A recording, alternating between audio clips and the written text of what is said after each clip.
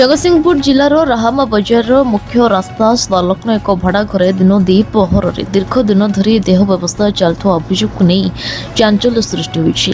तितुल SDPO नेतृत्व में police चढ़ाऊ कर घटनार तदंत आरंभ करिछि। प्राथमिक सूचना अनुसार चढ़ाऊ समय जड़े महिला समेत 4 जण महिला जड़े ग्राहक और घर मालिक को पुलिस अटक रखी तदंत करुछि। घटनास्थल में मजिस्ट्रेट को उपस्थित रे जांच और आईनगत प्रक्रिया जारी रही जमापड़ी। पुलिस प्राथमिक तदंत में भड़ा घरे दीर्घ समय धरी एभली कारोबार चलता नहीं सूचना मिलता कहुच्छी। तेज घटनार प्रकृत सत्यता और मिथिर आउ कहार संपृक्ति रही कि नहीं से नहीं पुलिस खोलताड़ जारी रखी। राहाबा एक शिक्षा केन्द्रिक अंचल होइथिबारु एभली अभियोग को नहीं स्थानीय बुद्धिजीवी और अभिभावक महल में चिंता प्रकाश पाई। राहाबार एकाधिक विद्यालय और महाविद्यालय थिबारु पिलामानक निरापद परिवेश नहीं मध्य प्रश्न उठी। घटनार संपूर्ण तदंत पर ही प्रकृत तथ्य स्पष्ट हेबो बोली पुलिस पक्षरु जଣାपड़ी।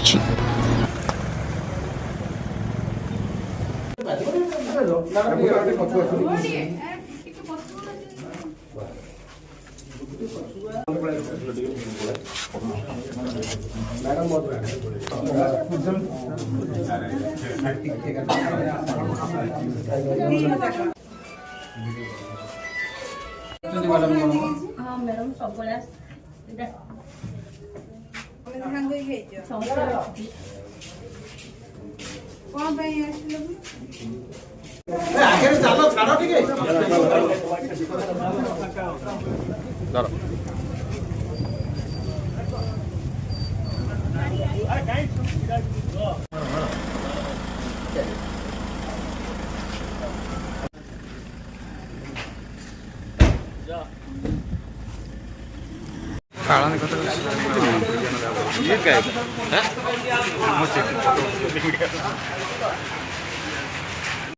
बसा बसा नहीं कि बसा इंडियन आइडल लोड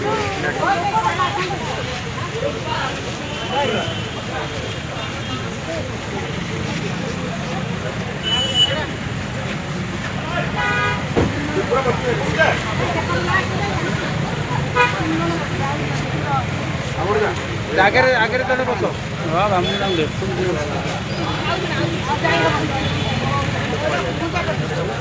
राणा गाड़ी शीघ्र गाड़ी कहीं कहीं गाड़ी आई कौन पहुंच शीघ्र आस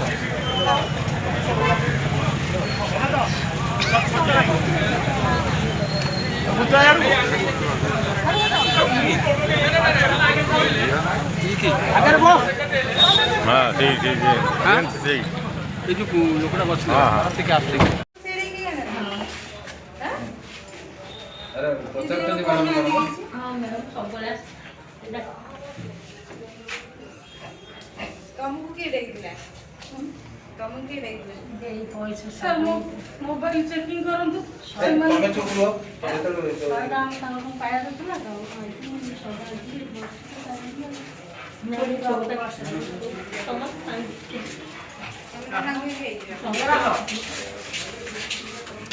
कौन पे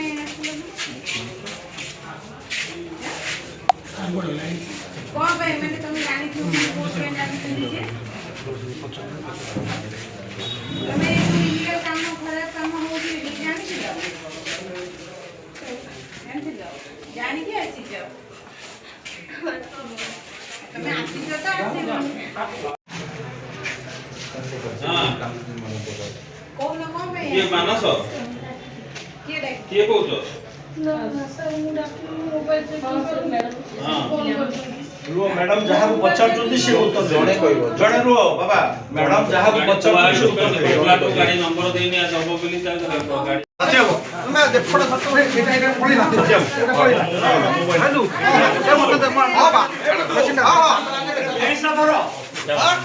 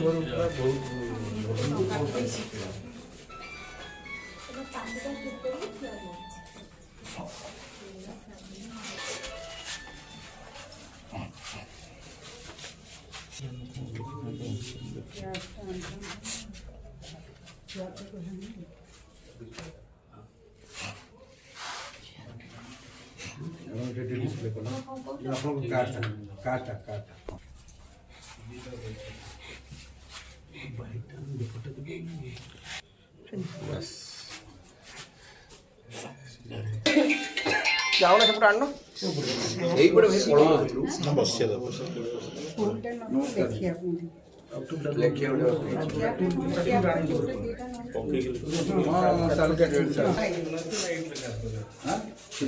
ହବ ନା ମ୍ୟାଡ଼ାମ ପ୍ରେଜେଣ୍ଟରେ ପ୍ରିପେୟାର କରନ୍ତୁ ଗୋଟେ ପ୍ୟାଡ୍ ରାଇଟିଂ ପ୍ୟାଡ୍ यूज पर बेथेल करुच्ची जे मालिक वन बेथेल भी करुच्ची चुप रह कहली चुप रह सर मु एलआईसी एजेंट मते काई हैरान करछंती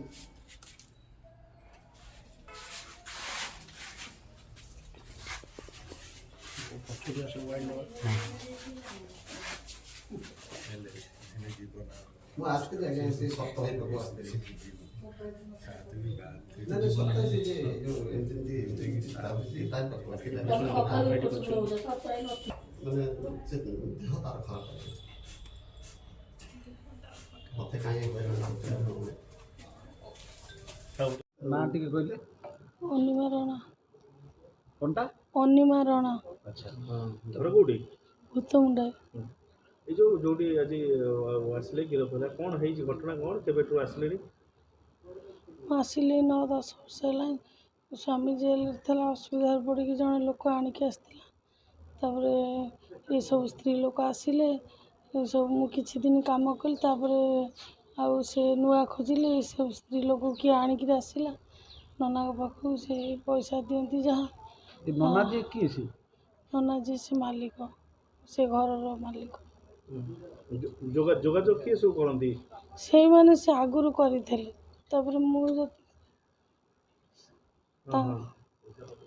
ଆଚ୍ଛା ନନା ମାଲିକ କେତେ କ'ଣ ପଇସା କ'ଣ କେମିତି ପଇସା ଲୋକ କିଏ 500 ଦିଅନ୍ତି କିଏ 400 ଦିଅନ୍ତି ଆଉ ସେ କାମ କରନ୍ତି ଯେ 200 ଆଉ ନନା କେତେ ପରସେଣ୍ଟ ନିଅନ୍ତି 200 ନିଅନ୍ତି ନହେଲେ ଯଦି ଯିଏ ଆଣିକିରି ଆସିଲା ସ୍ତ୍ରୀ ଲୋକ ସେ ତାର 500 ଦେଇକିରି ସେ ତାକୁ ନେଇକିରି ପଳାଏ नना ना कोन कहले ନନା ନା ମୁଁ କ'ଣ ଜାଣିନି ଟୁକୁ ନନା ଏମିତି କହନ୍ତି କେତେ ବର୍ଷ ଶୁଣିଛି ହେଲାଣି ତମେ ରହିଲଣି ସେଠି କେତେ ବର୍ଷ ହେଲା ସବୁ ଚାଲିଥିଲା ମୁଁ ଆସିଲେ ହବ 9 ବର୍ଷ 10 ବର୍ଷ ତା ଆଗରୁ ଚାଲୁଥିଲା ତା ଆଗରୁ ମୁଁ କହିପାରିନି ଯଦି ଚାଲୁ ନଥିଲା ପୁଣି ମୋତେ ଜଣେ କେତେ ଆଣିକିରି ଆସିଲା କେତେ ପାଖାପାଖି ସବୁ ଆସନ୍ତି ସେଠିକି ଲୋକ ପ୍ରତିଦିନ ଲୋକ କେଉଁ ଦିନ 5 ଜଣ କେଉଁ ଦିନ 10 ଜଣ ଏମିତି ସ୍ତ୍ରୀ ଲୋକ दो तीन जन व्यतीत आउ अन्य माने आसंती ନା ନା ସେ ଆଉ ଜଣେ ସ୍ତ୍ରୀ ଲୋକ ଆସେ ସେ ଆସେ ନା ସବୁବେଳେ ବେଳେବେଳେ ଆସେ ଏମାନେ ସବୁ ଯୋଗାଯୋଗ ଏଇ 3-4 ଜଣ ଆସନ୍ତି ଯୋଗାଯୋଗ କିଛି ନାହିଁ ସେ ଫୋନ୍ କରନ୍ତି ନାନୀ ଯିବୁ ମୁଁ ଯଦି ଆସିବ ଏଇଆ କଥା ଆଉ ମୁଁ କାହାକୁ କେବେ ଫୋନ୍ କରି କେଉଁ ଲୋକଙ୍କୁ ଡାକେ ନା ସ୍ତ୍ରୀ ଲୋକଙ୍କୁ ଡାକେ ସବୁ ଏ ପାଖର ନା ଦୂର ସବୁ ଅଛି ତମ ନମ୍ବର ସବୁ କିଏ ଦେଇଥିଲା ସେ ଯିଏ କାମ କରିବାକୁ ଆସନ୍ତି ନମ୍ବର ନିଅନ୍ତି ଆଉ ତମେ ବୁଝାସୁଝା କର ତମେ ଆସିଲା ପରେ ନାଇଁ ମୁଁ ଆଗରୁ ନିଜେ କରୁଥିଲି ଏଇ କିଛି ଦିନ ହେଲେ ଲୋକ ନୂଆ ନୂଆ ଖୋଜିଲେ ମୋଟା ହେଇଗଲି ଆଉ ସେ ଅଲଗା ଲୋକଙ୍କ ସାଙ୍ଗରେ ସବୁ ଯିଏ ଆଣିକି ରହିଲେ ତାଙ୍କ ମନ ହେଲା ସେ ରହିଲେ କହିଲେ ଆଉ 2 ପଇସା ନେଇକି ଯିବୁ ନନା ତମ ସହିତ ସମ୍ପର୍କ ରଖିଛି ନା ନା ତମ ସାଙ୍ଗରେ ଯୋଉ ଯୁବକ ନିର୍ଭୟ ମହାନ୍ତି କଣ ସିଏ ନାଇଁ ସିଏ ସାର୍ ସେ ସତ କଥା ସେ କେଉଁ ଦିନ ବି କେବେ ଆମ କଷ୍ଟମର ନୁହଁ ନା କାମ କରେ ସେ ଯେଉଁ ଛୋଟା ବୁଢ଼ାର ହେଉଛି କ'ଣ ତାଙ୍କ ସମ୍ପର୍କୀୟ ଆଉ ସେ ତାଙ୍କ ସାଙ୍ଗରେ କଥାବାର୍ତ୍ତା ହେବାକୁ ଆସିଥିଲେ ସବୁ ସତ କଥା କହିଲି ସିଏ ମୋର କ'ଣ ମୋ ଛୋଟା ବୁଢ଼ା ସେ ଛୋଟବେଳୁ ସେ ତାଙ୍କ ବାପାଙ୍କ କତିରେ ଚାକର ଥିଲା ସେ ରହିଛି ଆଉ କିଛି ସେ ତାର ନିର୍ଭୟ ମହାନ୍ତି ଏଥିରେ ନା ନା ନା ସେ ଆ ଦେହରେ କିଛି ନାହାନ୍ତି ସେ ନିର୍ଦ୍ଦୋଷ ଲୋକ ହେଲା କେମିତି କ'ଣ ସେଠି କାରବାର ହୁଏ କେମିତି କ'ଣ ଯିବା ଆସିବା ହୁଏ କେମିତି କ'ଣ ଚାଲେ ସକାଳୁ ସନ୍ଧ୍ୟା ନାଇଁ ସକାଳ ସନ୍ଧ୍ୟା ନୁହଁ 8-9ଟାରୁ 2ଟା ବେଳେ ବନ୍ଦ ହେଇଯାଏ ଦିନ 2ଟା ହଁ रात्रि कारबार हुए ନା ନା କେବେ ହୁଏନି ନା କେବେ ବି ରାତିରେ ହଏନି। କୋଉଟା କୋଉଠୁ ସବୁ ଲୋକ ଆସନ୍ତି? ସେମିତି କିଏ ସେ ପାଖ ଆଖ ଲୋକାଲ ଲୋକ ନୁହଁ, ସେ ପାରାଦ୍ୱୀପ ଜଗତସିଂହପୁର। ନା ତମେ ସବୁ ଆସିଲା ପରେ ନନାଙ୍କ ପାଖକୁ ଯାଅ ଆଗ ନା ସିଧା ରୁମକୁ ଯାଅ? ନାଇଁ, ନନା ସବୁଦିନ ପାଟି କରନ୍ତି, ମୋତେ ବେଦ ବେଶ୍ୟା ଏଠିକି ଆସନା ତମେ, ସବୁଦିନ ଡେଲି ପାଟି। କିନ୍ତୁ ପାଟି। ପରସେଣ୍ଟ ପାଆନ୍ତି। ହଁ, ପଇସା କିନ୍ତୁ ଛାଡ଼ନ୍ତିନି, ନିଅନ୍ତି। ଇଲେକ୍ସନରେ ତିର୍ତ୍ତୋଲ ଥାନାରେ 370/2026 କେସ୍ ରୁଜୁ କରାଯାଇଛି। ITP ଆକ୍ଟରେ କେସ୍ କରାଯାଇଛି। PNSର ବିଭିନ୍ନ ଦଫା ଲାଗିଛି, ଯେଉଁମାନେ କି ଅର୍ଗାନାଇଜ୍ଡ କ୍ରାଇମରେ ଆମେ ଦଫା ଲଗେଇବୁ। ଏଇଟା ଗୋଟେ ଅର୍ଗାନାଇଜ୍ଡ କ୍ରାଇମ୍, ସମସ୍ତେ ମିଶିକି ଏଇଟା ଗୋଟେ ଇଲିଗାଲ ବିଜନେସ୍ ଚଲେଇଥିଲେ। ତ ଏଇ ସେକ୍ସ ରାକେଟରେ ଆମେ ଯେତେବେଳେ ରେଡ୍ କରିଥିଲୁ, ଆମକୁ ସହଯୋଗ କରିଥିଲା ସୋସିଆଲ ଅର୍ଗାନାଇଜେସନ୍, ଯିଏକି ଜଣେ ସୋସିଆଲ ଆକ୍ଟିଭିଷ୍ଟ ଅଛନ୍ତି, ସେ କୁଜଙ୍ଗ ଅଞ୍ଚଳର, ତାଙ୍କ ନାଁ ହେଉଛି ରଶ୍ମିତା ନାୟକ, ଏବଂ ଆଡିସନାଲ ତହସିଲଦାର ପାୟଲ ପ୍ରିୟଦର୍ଶୀ ଯିଏ କୁଜଙ୍ଗର ଅଛନ୍ତି, ପାୟଲ ପ୍ରିୟଦର୍ଶିନୀ, ସେ ବି ରେଡ୍ ସମୟରେ ଉପସ୍ଥିତ ଥିଲେ। ତ ସମସ୍ତ ପ୍ରୋସିଜିଓର ITP ଆକ୍ଟର ମେଣ୍ଟେନ୍ କରାହେଇଛି ଏବଂ ସ୍ପଟ୍ରେ ଆମର ଭିଡ଼ିଓଗ୍ରାଫି କରାହେଇଛି। ତେଣୁ ସମସ୍ତ ସାକ୍ଷୀ ପ୍ରମାଣକୁ ବେଶ କରିକି ଆମର ତଦନ୍ତ ଆଗକୁ ଯାଉଛି। ଏବେ ଆମେ ଯେଉଁ ଜବତ କରିଛୁ, ଜବତ ସମୟରେ ଆମକୁ ମିଳିଛି 5 ପ୍ୟାକେଟ କଣ୍ଡମ, 3220 ଟଙ୍କା ମିଳିଛି, ମୋବାଇଲ 7ଟା ମୋବାଇଲ ଫୋନ୍ ମିଳିଛି, ଆଉ ଅଦର ଇନକ୍ରିମିନେଟିଂ ମେଟେରିଆଲ ସହିତ ମେଡିସିନ ବି କିଛି ମିଳିଛି, ଯୋଉଟା କି ଇନଭେଷ୍ଟିଗେଟ୍ କରେ ଫର ସେକ୍ସୁଆଲ ପର୍ପସରେ। ତ ସେଇଟା ବି ମିଳିଛି। ତେଣୁ ସମସ୍ତ ଇନକ୍ରିମିନେଟିଂ ମେଟେରିଆଲ ସିଜର କରାହେଇଛି, ପ୍ରୋସିଜିଓର ଅନୁଯାୟୀ ସିଜର କରାହେଇଛି ଏବଂ ସର୍ଚ୍ଚ ସିଜର ଆଇନତଃ କରାହେଇଛି ଏବଂ ଆଗକୁ ତଦନ୍ତ ଜାରି ରହିଛି। ଅଶ୍ଳୀଳ ଭିଡ଼ିଓ ଆଉ ଫଟୋ ଛାଡ଼ି ଅନେକ ଲୋକଙ୍କୁ ବ୍ଲାକମେଲ୍ କରିବାର ଗୋଟେ କ୍ଷେତ୍ରରେ ତାକୁ ଗିରଫ କରାଯାଇଛି। କେମିତି ସାର୍ ଇନଫର୍ମେସନ୍ ଥିଲା, କେତେ ଜଣ ଯାଇଥିଲେ, କେମିତି? ଗତ 2 ମାସ ତଳେ ଆମକୁ ଜଣେ ମହିଳା ଯିଏକି ରହୁଛନ୍ତି ଜଗନ୍ନାଥପୁରରେ, ତାଙ୍କ ନାଁ ହେଉଛି ସଦରୁନ ନିଶା। ସେ ତାଙ୍କର ଗୋଟେ ବଡ଼ ଝିଅ ଅଛି, ଯାହାର ବାହାଘର ଏବେ ଲାଗିଛି। ସେ ହଠାତ୍ ଆସି ଆମକୁ ରିପୋର୍ଟ କରିଥିଲେ IICଙ୍କ ପାଖରେ, ତିର୍ତ୍ତୋଲ IICଙ୍କ ପାଖରେ, କି ତାଙ୍କ ଘରକୁ ବାରମ୍ବାର ତାଙ୍କ ମୋବାଇଲ କି ଅଶ୍ଳୀଳ ଭିଡ଼ିଓ ଆସୁଛି, ବିଭିନ୍ନ ନମ୍ବରରୁ ଆସୁଛି। ତାକୁ ଆମର IIC ଏ ଘଟଣାକୁ ଗୁରୁତ୍ୱର ସହିତ ନେଇଥିଲେ, ଯେହେତୁ ଏଇଟା ସେନ୍ସିଟିଭ୍ ମ୍ୟାଟର। ଆପଣମାନେ ଜାଣିଥିବେ ଓଡ଼ିଶା ସରକାରଙ୍କର ଏଇଟା ବି ଗୋଟେ ପ୍ରସ୍ତାବର ନିର୍ଦ୍ଦେଶ ରହିଛି ଏବଂ SP ସାର୍ଙ୍କର ବି କଡ଼ା ନିର୍ଦ୍ଦେଶ ରହିଛି। କୌଣସି ମହିଳା ହଉ କି କୌଣସି ପିଲା ହଉ, ଏମାନେ ଯଦି କୌଣସି କ୍ରାଇମରେ ଭିକ୍ଟିମ୍ ହେଉଛନ୍ତି, ପୁଲିସ ତାକୁ ତୁରନ୍ତ ପଦକ୍ଷେପ ନେବା ପାଇଁ ଆମକୁ ଆଦେଶ ଅଛି। ତ ସେଇ ଆଦେଶକୁ ଭିତ୍ତି କରି IIC ତାଙ୍କର ଟିମ୍ କେସ୍ ରେଜିଷ୍ଟ୍ରେସନ କଲେ, ଯାହା 295/2026ରେ 295/2026 କେସ୍ ରୁଜୁ କରାଯାଇଛି। ବିଭିନ୍ନ BNS ଆଉ IT ଆକ୍ଟରେ କରାହେଇଥିଲା।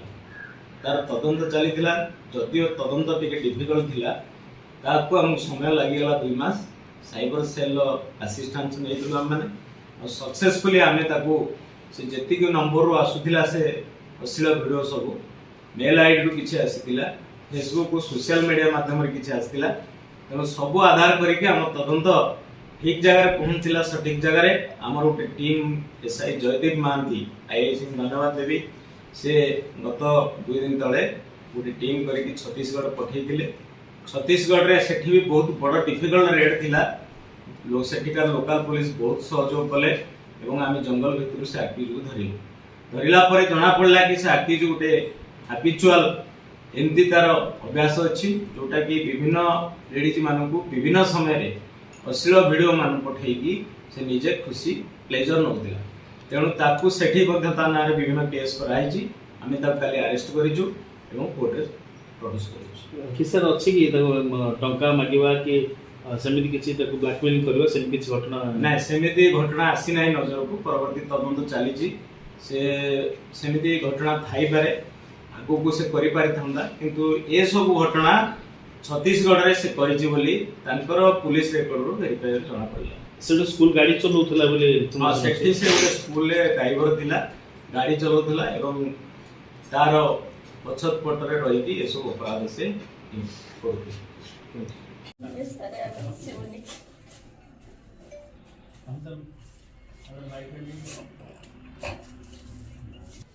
ଜଗତସିଂହପୁର କୁଜଙ୍ଗରୁ ଶାରଦା ପ୍ରଧାନ ପରିଜୟଙ୍କ ରିପୋର୍ଟ, ନ୍ୟୁଜ୍ ଉପାନ୍ତ ଖବର।